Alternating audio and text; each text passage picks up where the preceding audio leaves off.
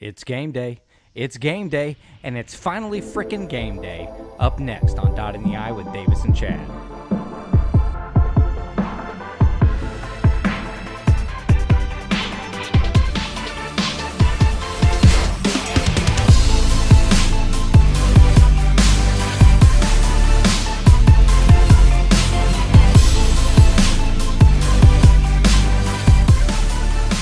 What's up, Buckeye Nation? Welcome back to Dot in the Eye with Davis and Chad. This is episode 20, and it is game day. Are you ready? Let's go, baby. It's about time. I am so excited for tomorrow. Man, I've been waiting for this moment since obviously we lost that game in the national championship last year. And, I probably mentioned it, like I said on last podcast, but I'm so excited for the beginning of the year, not just for the hopes of what the year could be, but I'm excited to see new players step up and see what they can be for Ohio State and see if they can be the next great thing.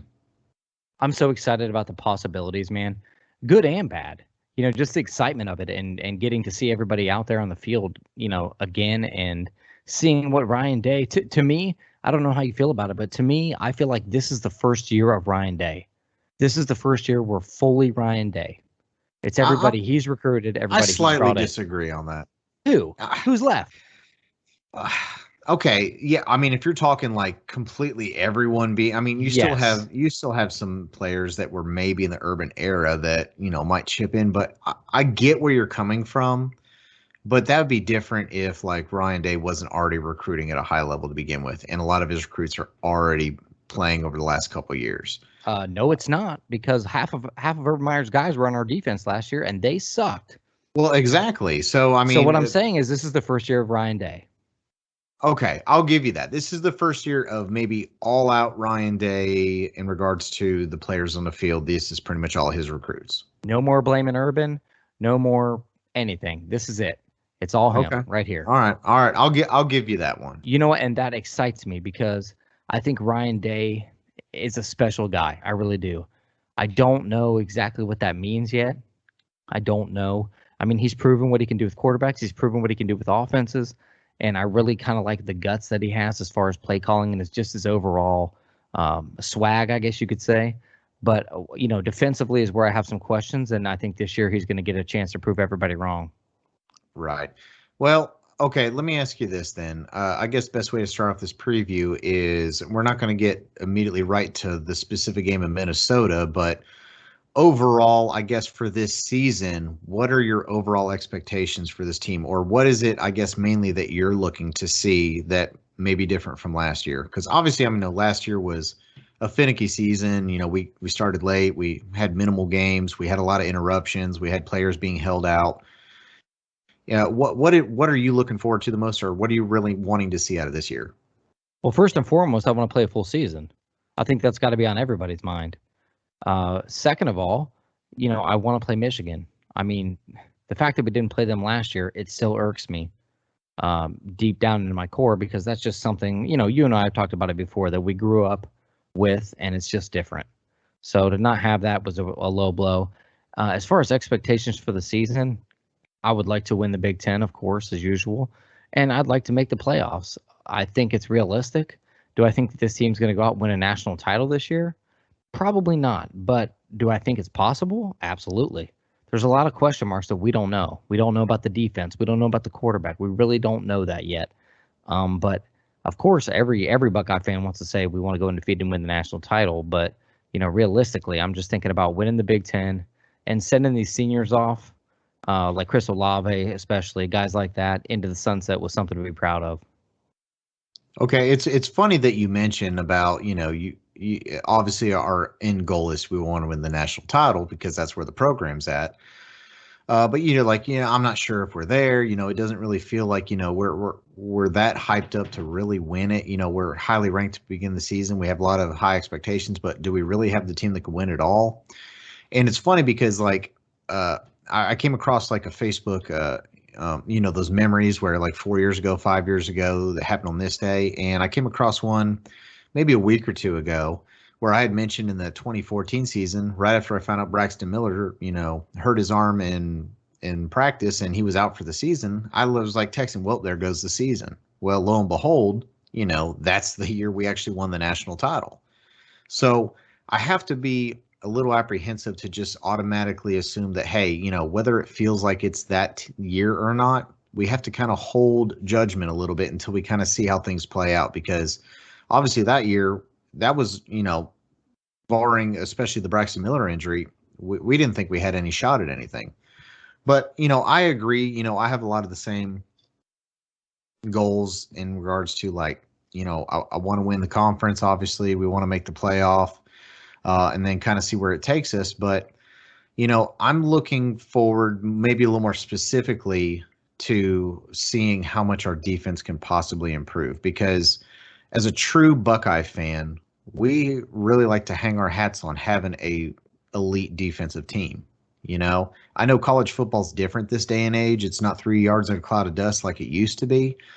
Um, but we're not that far removed from a couple years ago having a top 5 defense. And over the last decade or 2 decades or even longer, we've, historically had really good defenses. So I'm really looking forward more to, 'cause I don't know about you, but when I used to watch games younger, I actually really enjoyed watching when the defense was on the field. And now it's like I get nervous when the defense is on the field. And I'd like to get back to the part where I really enjoyed just watching the defense play, watch them fly around the ball, watch them get to the quarterback, watch them, turn the ball over. So I think our offense is going to be fine. I'm not worried about the offense at all. I mean, we can talk about CJ Stroud here in a little bit, but I want that defense to kind of get back to what we used to be. Yeah, I think that's going to be difficult to do. We were spoiled for many years there, especially in the Tressel years. And I feel like some of that kind of carried into Urban's tenure here. But I feel like kind of as Urban went on, it started to kind of taper off a little bit. And I feel like we're trying to rebuild it now. The one thing I'm worried about, honestly, is special teams. Special teams has been a joke for a couple of years now, and, I think winning the turnover battle, having somebody that can pin the ball down within the 5 for field position and guys that can actually make frickin' field goals could kind of be a good thing to do. So, I'm kind of interested to see this year also how that pans out a little bit. I'm worried about defense. I'm always worried about defense, but special teams, I feel like nobody really talks about that much, but it's super important. Yeah, I mean, I think you're overlooking the fact that we had really good punters over the last handful of seasons. Remember Cameron Do you remember? Johnston that like You're talking he about did. punters. I'm talking about Nurnberger. I'm talking about kickers. I'm talking about guys So that you're can't make talking field more about goals. the field goal aspect. I mean, our special teams has not been bad in regards to at least the punt game. We've been really kind of blessed lately in that, but we do have to break someone new in. But I agree with you that, I mean, realistically, ever since what Nugent has been like the most reliable kicker that I can remember, and that was back in the early 2000s. You know, Unfortunately, I don't want to have to rely upon that, but in some of these close games, that ends up being a big thing. And I know that we have like 2 young players that are kind of battling, and the problem is neither one can get above the other one, from what I'm reading in fall practice. And it's not because they're really both doing great. It's because it's like, which one are we going to end up trusting more? And that makes me nervous. I mean, that's been a problem that I know Alabama's had in the past, and it's almost burned them a few times. But you never know when it's going to come down to the situation, especially on a game on the road at Minnesota, like we're getting ready to have tomorrow. Dude, field goals matter. How many times last year we talked about red zone offense and times when we kick field goals and it cost us, or times when we didn't kick field goals and it cost us. It's an important part of the game, and I think like a lot of people overlook it. But man, 3 points is 3 points, dude, and I'll Yeah. take it. I mean, it's better than nothing. I mean, there's not a worse feeling getting in the red zone or close to the red zone, having a drive stall out, and then you miss the field goal or have it blocked or something stupid happens. I mean, that feels like a turnover. Or basically, it is a turnover. Yeah, So it does. I So tell understand. me this then. So how do you feel? We're on the road. We're at Minnesota, Big Ten opener. Okay, at night on national television, primetime game. We got a lot of new faces hitting the football field this year, and some familiar ones as well. Do you think that this team has a period of adjustment where they're going to be a little bit uneasy when they come out? Oh, absolutely. I don't think that's going to be a question. I mean, I'll be the first person to tell you that I have a little bit of hesitation about this game. I mean, sure, the line's at 14, and you would think a double-digit favorite, you should feel relatively confident in, but we're going on the road to a Minnesota team that has almost 20 returning starters, and we have like 12. Now, I know that's kind of not necessarily a very accurate depiction of what Ohio State is because, we constantly lose top players and then we reload them with players that are, just as good behind them. But, there's a lot to say about experience. I don't care how good you are. There's a lot to say about experience, and Minnesota has that. And they're going to have that at home, especially during a night game. And I don't know about you, but a lot of times in my recollection, Ohio State does not play very well at night. I don't know what it is, or maybe that's me just misremembering it, but the majority of the night games that I recall us playing, we don't play well in. I mean, I obviously recall the Purdue game, obviously the Virginia Tech game. Iowa, I think it was a 3:30 start, but still it kind of felt like a night game. Like, we don't do well. I mean, what was it, like 3-4 years ago? J.K. Dobbins' freshman year, we went. Our first game was again a Thursday night or a Friday night. It was on the road, first game of the year at Indiana, and we struggled in that game. I mean, it took J.K. Dobbins, running his ass off a lot in that, second quarter and then the second half to kind of, give us a little bit of a gap. But that was a nervy game. Well, And I feel like there's something to be said about the atmosphere too. Being Ohio State, you're going to get everybody's best. We all know that. It's no secret. But when you're playing at night on the road in the Big Ten, not only are you going to get everybody's best, you're going to get everybody's fans' best, and they're going to be drunk and they're going to be, at ready to go, dude. They want to kick your butt every time that you go on the road, and I think that that's tough, dude. Especially in the opening game. Like you said, the Big Ten is no joke, man. You go to Madison, Wisconsin at night, or Wisconsin at night, or you go to Penn State at night. That's a tough place to play, man. Like you're going to pay for it in more ways than one. And I really think that this team is going to come out a little bit shaky in the first quarter, and then hopefully settle down and we'll be able to see what we really got out there. yeah, I mean, and you got to remember too, a lot of these players haven't even played in front of fans for the better part of a year. So there's going to be a lot of anxiety and a lot of anxiousness, and it's really hard to mimic. As a matter of fact, I'm almost going to say it's impossible to mimic a fan base, especially a road fan base and a hostile fan base at that, because Minnesota fans are going to come out in droves because Ohio State is always going to be everyone's biggest game on the schedule, and anyone that tells you differently is lying to you. I mean, it's going to be Minnesota's biggest game of the year. It's going to be Michigan's biggest game of the year. It's going to be Penn State's biggest game of the year, Indiana's biggest game of the year. Everyone that plays us, we're the biggest game of the year for them. And that means we're also not only going to get, on the road, a loud, a fan base, but we're also going to get the team's best. And coming in with a lot of inexperience in some key spots, that's what I worry about. That's what I'm thinking, that, what if we do start slow, but then we don't have enough to pick it up and make it up, and we dig ourselves too big of a hole? See, I think we will out-talent them, period. Just the recruiting that Brian Day's done over the last couple of years and what we're bringing to the table, I think is just not comparable to a Minnesota program. Now, do I think, honestly, I don't know if it'll happen, but do I think it's possible that they just sock us right in the mouth when they come out? Because, like you said, they are returning starters. They have a veteran, running back and a quarterback as well. Do they come out and sock us in the mouth and maybe jump up a score or two in the first quarter? I could see it happening. I definitely could. I do think we'll settle down and eventually regain dominance, but I do believe that it's possible they come out and sock us right in the face. Yeah. I potentially do see that happening. Now, I mean, I would love to be wrong, and the hopeful part of me wants to say that we're going to come out and show everyone who we are this year and completely show out and almost make it not a game after halftime. I think that's possible? Sure. But realistically, knowing what we have to replace and knowing that even if we have the talent, again, that experience part is so important. I can see this being close for a long time and being very nervy.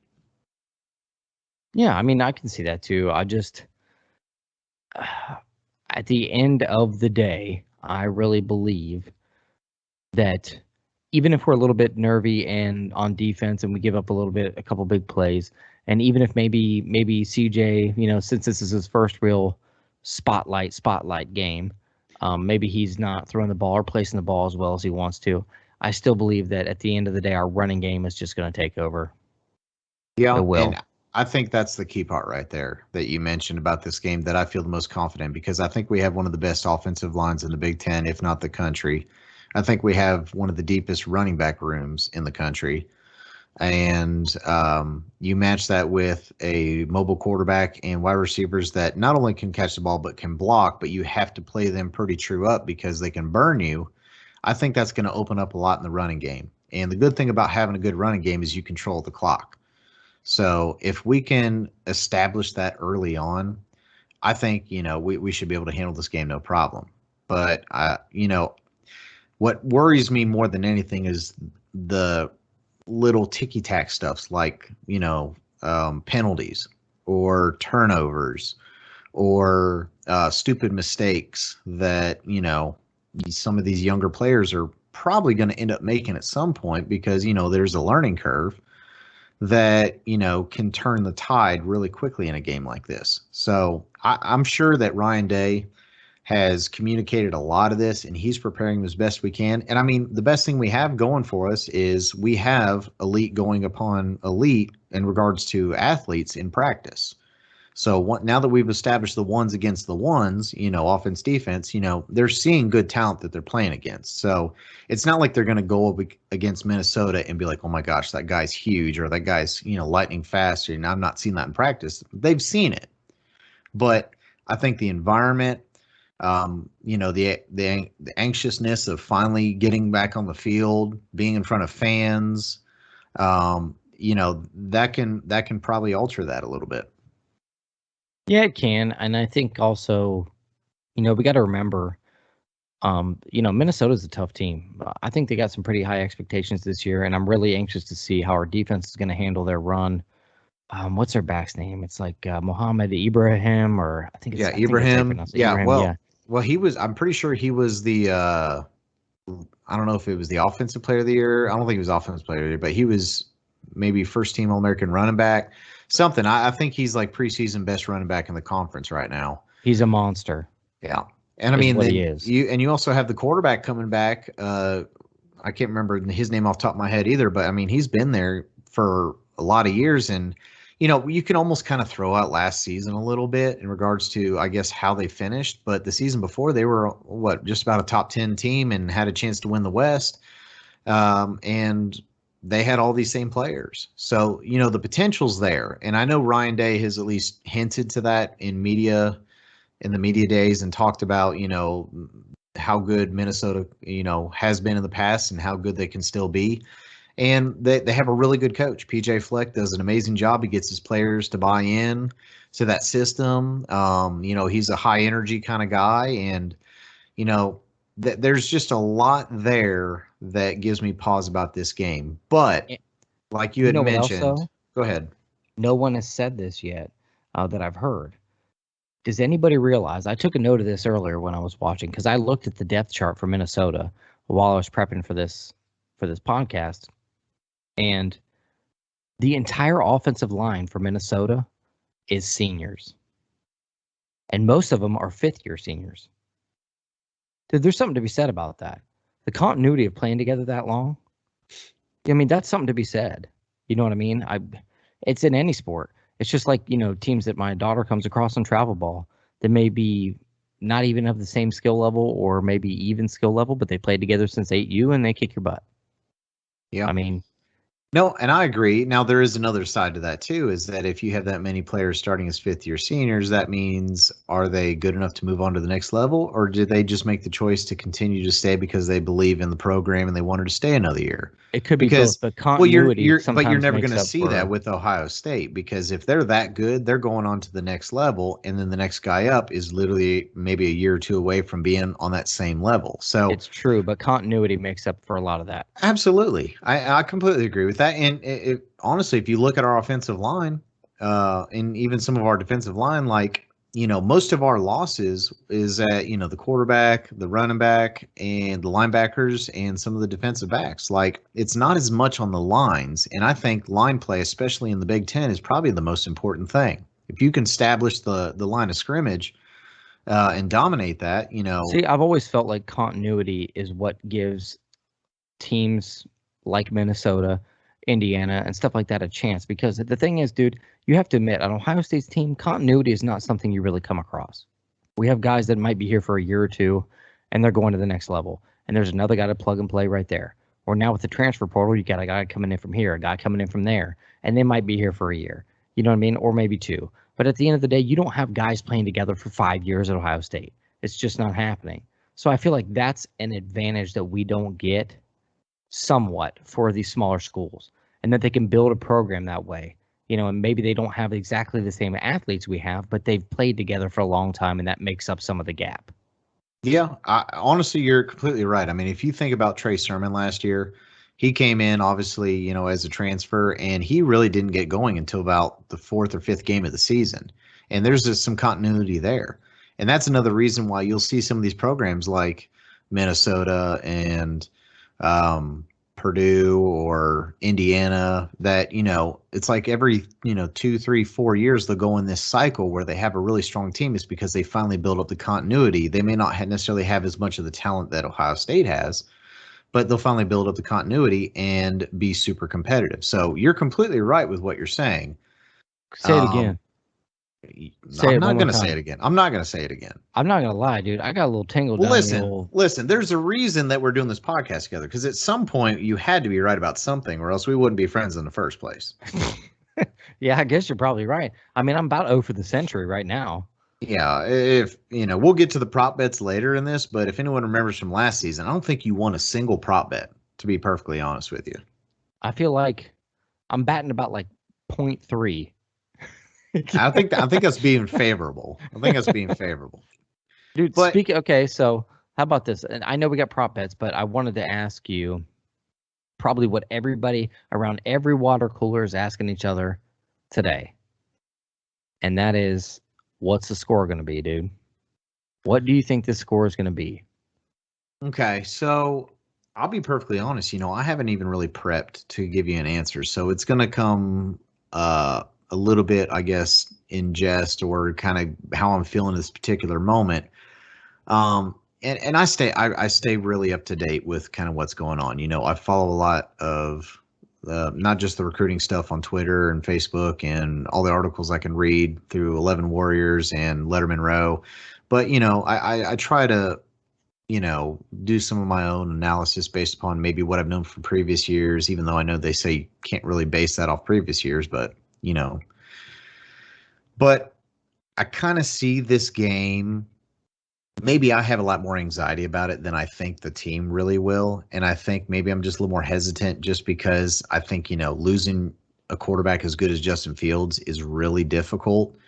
It's not every day that you have a talent like Justin Fields and then you have to replace him. But knowing who we have surrounded around him, and knowing that, in my opinion, I think at least our defensive backfield is going to be better than it was last year, especially having a full spring and a full fall practice. I think we're going to be just fine on offense, and I think we're going to be slightly improved on defense. I think the question really comes with this game is that there's little to no experience for some of these players, and I'm expecting some misassignments, some mistakes, some poor throws, some nervousness, some jitters, things like that.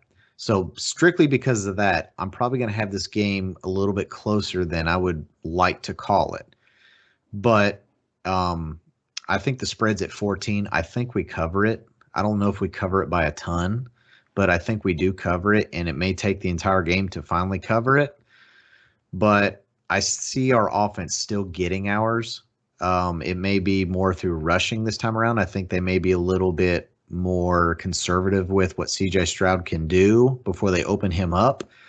And I think we play quick on defense and try to keep the ball out of the red zone as much as possible, or at least, keep them to 3 points instead of 7.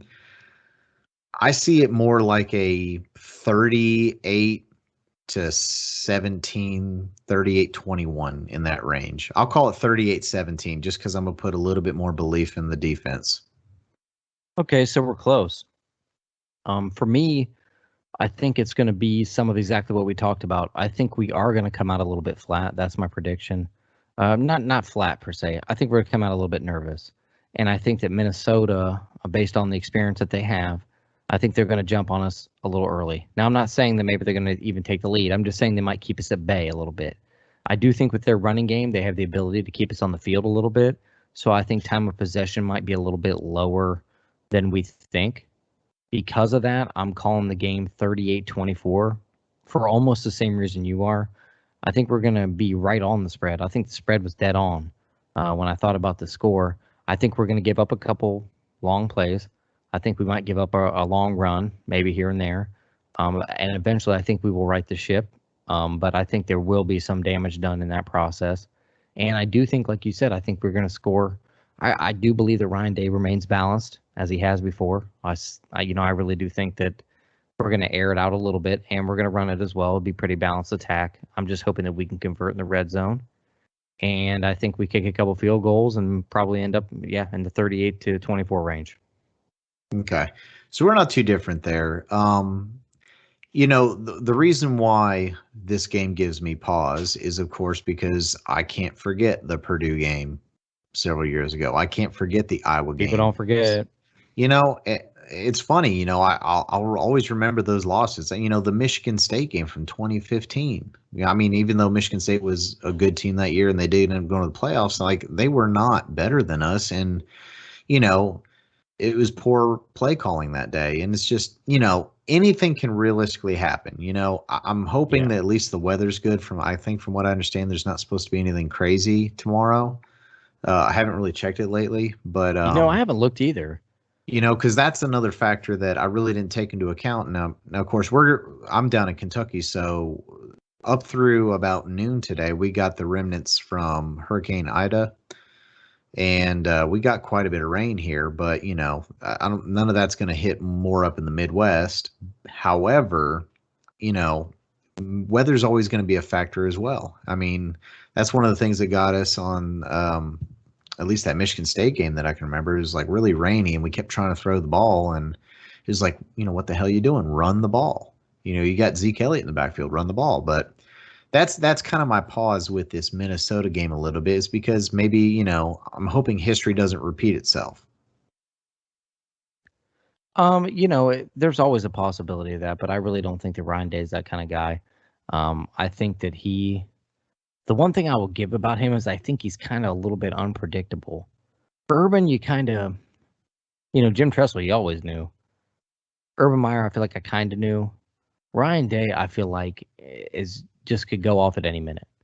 I never know exactly what he's going to do, and I think he is willing to take some chances in his career, and I think he will do that again if it comes down to that. Yeah, and you're probably right. If you think about some of those losses, all those losses I'm talking about were under Urban Meyer, but Urban Meyer was, in my opinion, very predictable when it came to play calling. You pretty much knew what you were going to get, most of the time. If you saw the formation, I could have told you before the play even happened who the ball was going to, what direction it was going to.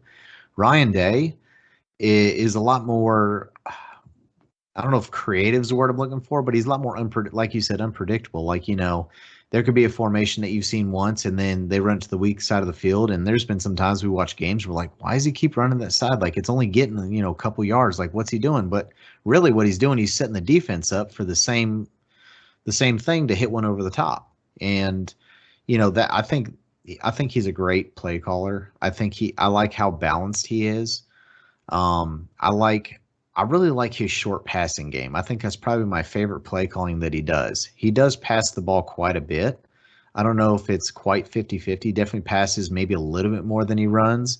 But the balance of the yards per game in regards to rushing and passing usually ends up being pretty close to 50-50 a lot, because, we get big chunk plays in the running game because we're setting up certain short passing stuff.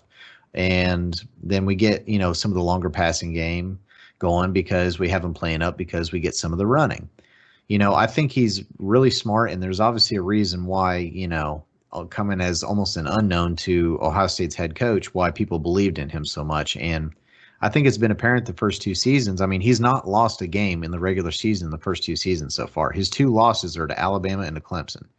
There's not a lot of coaches that can say they've won all their games except for those two, and then even got revenge on one of them. So I guess, if I'm really trusting Ryan Day, I should be a lot more confident about tomorrow.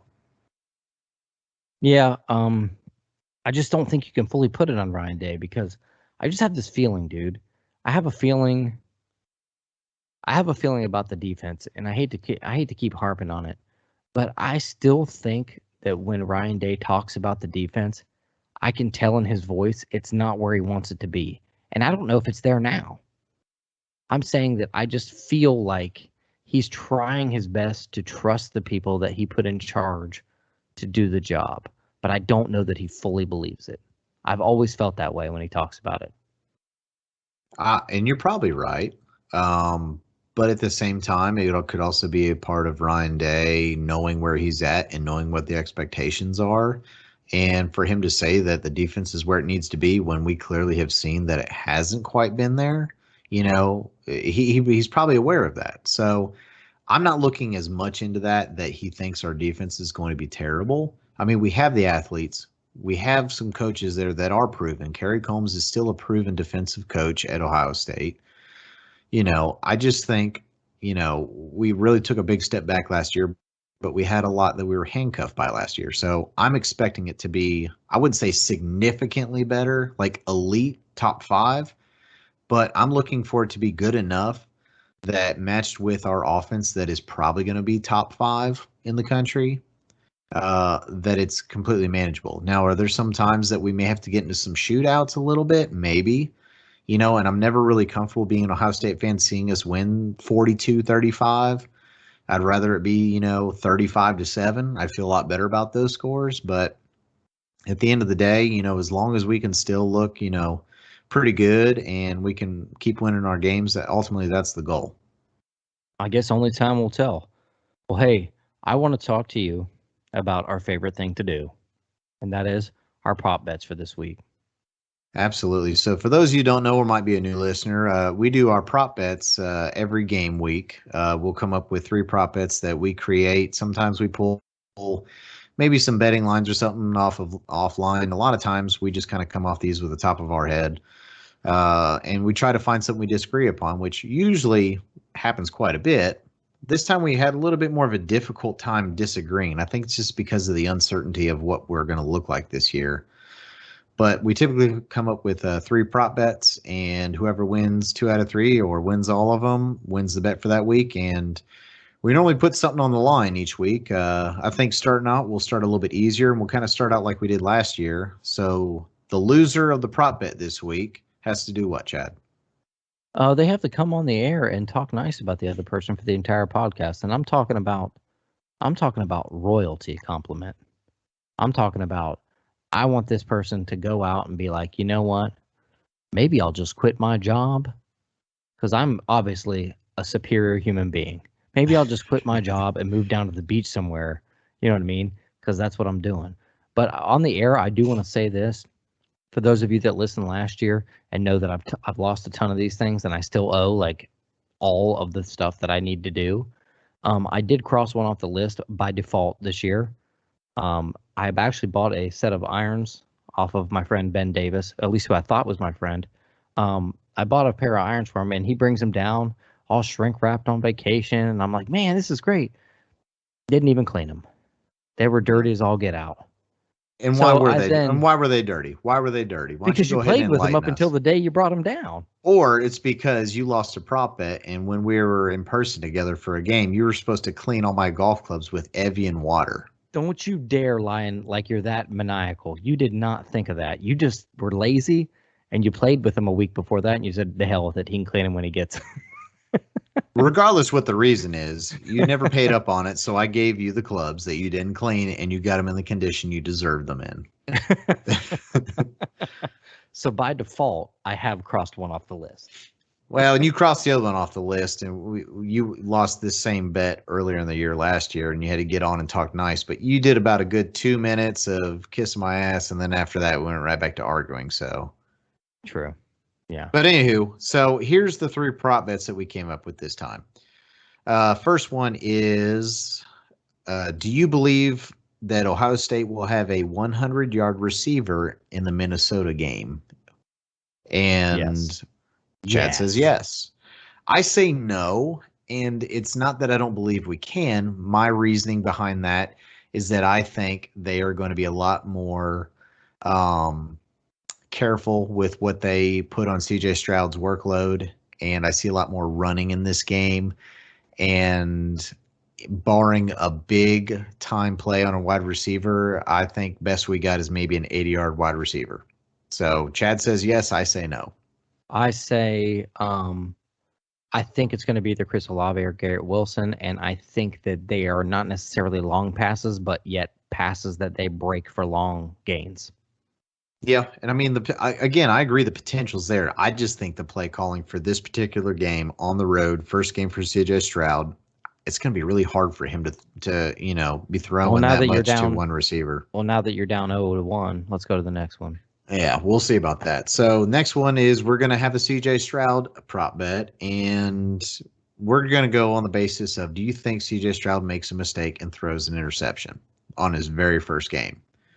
And again, because of my thinking that they're going to be a lot more careful with what they do in regards to the play calling for this first game, I'm going to say no.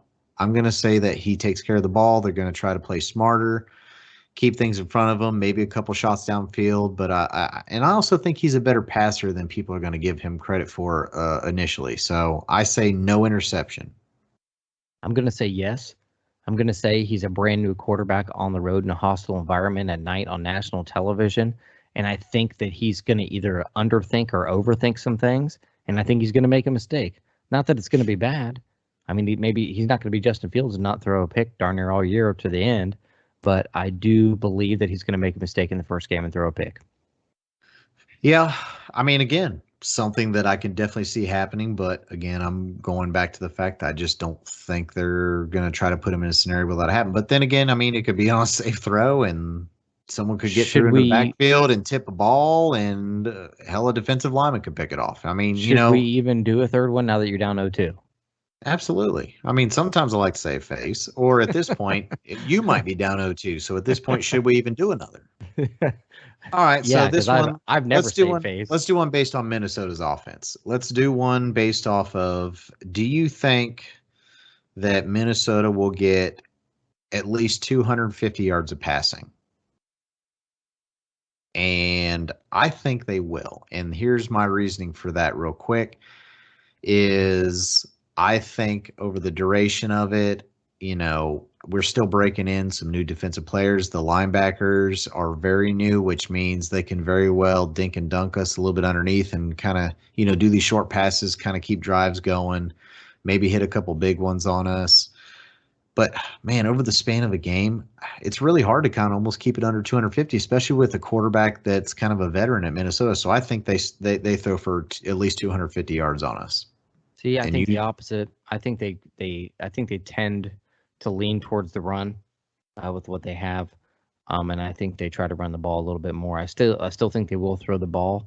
I'm seeing a not as balanced attack, in where maybe we're looking in the neighborhood of maybe 200 to 210 rushing, and 180, 170 through the air. I really don't see them throwing the ball a lot. I think they're going to try to, but I have faith that they have got these new DBs and stuff, through camp, and they have a much better understanding of this defense. And I really think that at least Minnesota, will not throw the ball all over us. I think it's really interesting that I actually look at the results from these three prop bets, and this is probably the first time in the history of dotting the I that I've been more of the pessimist in this, and you've been more the optimist in this. You are calling for better offensive numbers for the wide receiver. You're calling for our defense to show out a little bit better. And I'm feeling a little bit more reserved. And this is usually, actually, the only time I'm ever normally like this is usually the Michigan game. And the only reason is because I'm like, well, at some point they got to win a game against us, right? So I'm the one coming in nervous, and you're the one like, oh, we're going to curb stomp them. So You're like a fawn, Davis. You're like a fawn that got shot at last hunting season, but somebody missed. And now you just don't want to go back out there yet. You know what I mean? You're poking out a little bit, but you don't want to come all the way out. I was stretching a little bit, but I guess I see where you're coming from.